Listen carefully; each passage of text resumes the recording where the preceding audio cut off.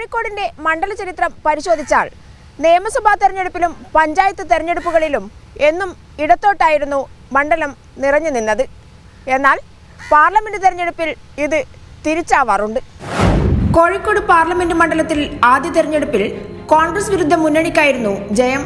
1951-ൽ ദേശീയ തലത്തിൽ തന്നെ കോൺഗ്രസിന് വെല്ലുവിളിയായിരുന്ന കിസാൻ മസ്ദൂർ പ്രജാ പാർട്ടിയുടെ മുന്നണി പോരാളി അച്യുത ദാമോദർ മേനോനാണ് പാർലമെന്റിലെത്തിയത്.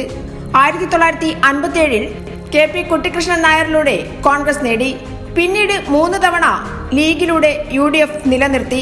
പലതവണ മുന്നണികൾ മാറിയെങ്കിലും ഇമ്പിച്ചി ബാവയിലൂടെ 2 തവണയും ജനതാദൾ സ്ഥാനാർത്ഥി വീരേന്ദ്രകുമാറിലൂടെയും ഇടതുമുന്നണി കോഴിക്കോട് പാർലമെന്റ് മണ്ഡലത്തിൽ നിന്നും 4 തവണ പാർലമെന്റിലെത്തിയിട്ടുണ്ട്. 2009-ന് ശേഷം MK രാഘവനായിരുന്നു തുടർച്ചയായ വിജയം. CH Muhammad Koya, Ibrahim Sulaiman Sait, BA Syed, KG Adiyodi, K Muraleedharan തുടങ്ങിയവരാണ് കോഴിക്കോട് നിന്നും പാർലമെന്റിലെത്തിയ മറ്റ് പ്രമുഖർ. ആകെ 7 നിയമസഭാ മണ്ഡലങ്ങളാണ് കോഴിക്കോടുള്ളത്.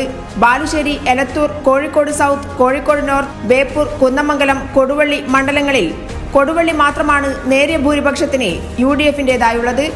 നിയമസഭാ തെരഞ്ഞെടുപ്പിൽ വോട്ടിംഗ് ശതമാനത്തിലും ഇടതു സ്ഥാനാർത്ഥികൾക്ക് വൻ ഭൂരിപക്ഷമാണുള്ളത്. നേരത്തെ കോഴിക്കോട് സൗത്ത് മാത്രമായിരുന്നു UDF-ന്റെ കൈവശം. ഇത്തവണ അതും ഇടതുവശത്തേക്ക് തിരിഞ്ഞു.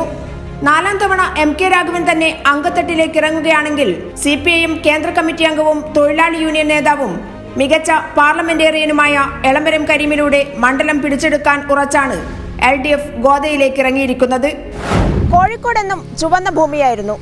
എന്നാൽ പാർലമെന്റ് തെരഞ്ഞെടുപ്പിൽ ഇത്തവണ കോഴിക്കോട് ആരോട് ചേർന്ന് നിൽക്കും എന്നുള്ളത് കണ്ടറിയണം. കോഴിക്കോട് നിന്നും ക്യാമറമാൻ ഫിറോഷ് കൂട്ടാലിയുടെക്കൊപ്പം PV ജോഷില.